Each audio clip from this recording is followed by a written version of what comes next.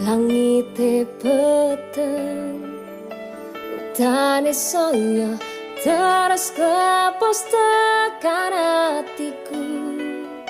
Cedake karo aku nanging atimu tinggo wong liya.